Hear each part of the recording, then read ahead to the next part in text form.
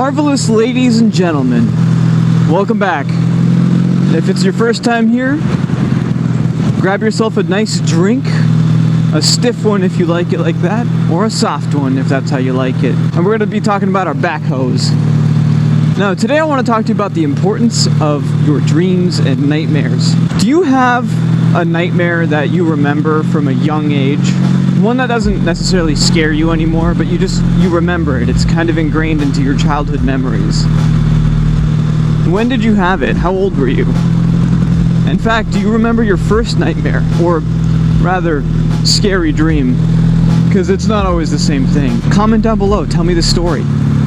I remember mine. I was not much more than a year old, actually.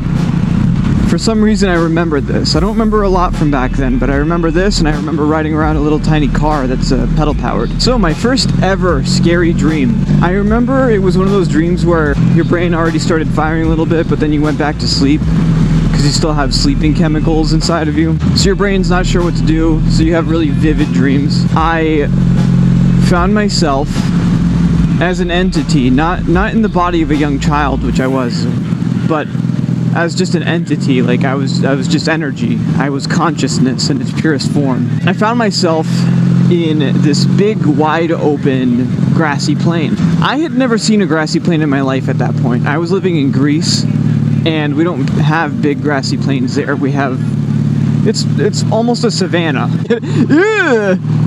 Why would you paint your house that color? In the middle of this plain was a little path, a little walk path. And in the middle of the walk path was this enormous monolithic structure, just a normal, like, naturally made boulder, stone. Wow, this road is so terrible. Oh my god. Monolithic structure. I didn't find it. It looked like it found me.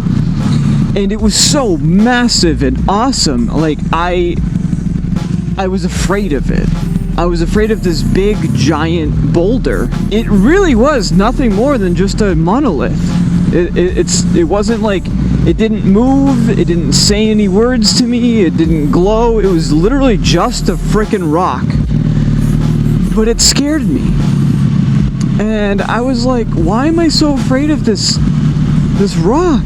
So I woke up, and it went away. But it stuck with me. I never forgot that stone. Fast forward to now.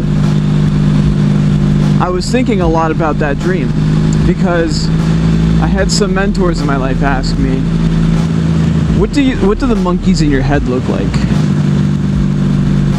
We all have monkeys in our heads, but what do yours look like? Can you personify them? Do they make a sound? What animal is it? Is it really a monkey or is it something else? Although most people will personify their monkey as a type of animal, you know, like a big lion that's there to ready to eat you, or a jellyfish that if you make the wrong move, it'll sting you. Mine is this giant monolithic structure. It's funny because when I come across giant monolithic rocks in real life, they don't scare me. But this one, which towered above about 4 meters, it had this effect on me. It stuck with me for years and years and years. So when they asked me to personify my monkey, I did, and I was like, I am this stone. I'm the monkey.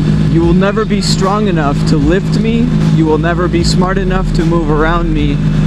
The best thing you can do is hope I move on my own. And I never will, because I am the monolith. You know, I took that with a grain of salt as I did that. I was like, okay, this is obviously what my monkey is. That's probably what that meant. And I realized, yeah, actually, no, that's literally what scary dreams are about. It's not just your subconscious. It's also telling you what you are most afraid of. I'm not most afraid of the rock. I'm most afraid of not being strong enough, not being smart enough, not being good enough, not being the best, or something along those lines. You know, it's always just insert it here. My biggest fear is not being enough,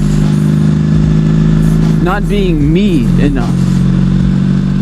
Tell me about your biggest fear that comes from your dreams. Personify your monkey for me.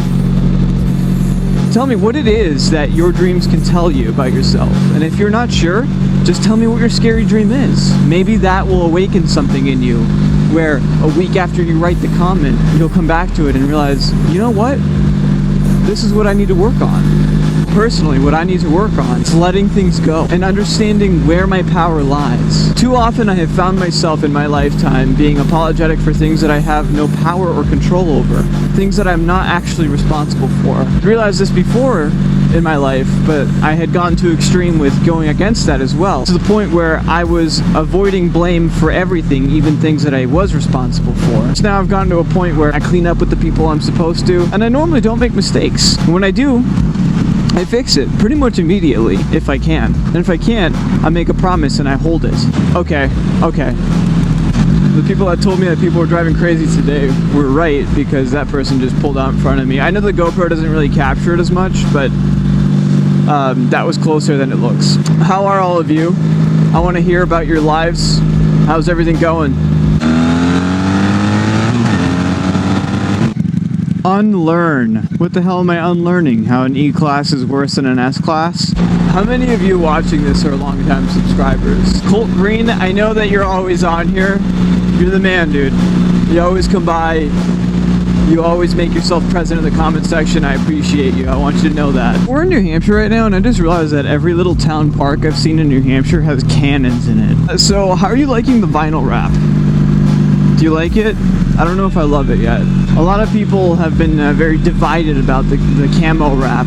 Some people think it looks stupid, myself included. As yet another ugly color. It seems like civilization or civilized areas are like perennials. It's usually a nice rounded number, so it's like a 25 or a 100 year span or something like that. The city of Keene, New Hampshire is on like a 25 on, 25 high, 25 drop, 25 low. So a 100-year cycle. The city of Athens, Greece is on like thousands of years. 200 years to plateau, 200 years to come up, 200 years of golden age, and then 200 years of down, rinse and repeat. Springfield, which seems to be a 40-year cycle, 10 on, 10 high, 10 drop, 10 low. I wouldn't add in all-time highs and all-time lows to that, because that just fucks up all statistics. I did a lot of statistics in college. I understand how statistics work, which, as you can probably imagine, was pretty aggravating to me at the beginning of the year 2020. Is this true? Like, have you noticed this? Have you noticed that towns have life cycles? And cities as well? Like New York City, I feel also has a lifespan or a life cycle where it like comes up and comes down. You know, like people come in, make a bunch of money, live it out, spend it. People that go to jail, people that die, people that live it out, and people that pass it on. Then they leave and then they start all over again. It's like generational. That being said, could it also be made into an argument that our parents aren't always at fault for what happens to us? Yes, it's true, the actions of your parents can fall upon the children that come after you. They're the ones that are left to clean it up. But could it be made into an argument that says that this is just how life is? Our parents had to clean up after their parents, and their parents had to clean up after the parents that they had as well? I think that there's an argument to be made there. Which brings me back to square one. What is it that you're so afraid of? Honestly, the root of many of the problems you'll face in your day-to-day life is you pushing your insecurities outwards and onto other things and projecting it. I'm not saying that they're not valid. I'm saying that you are old enough now to where you're responsible for yourself.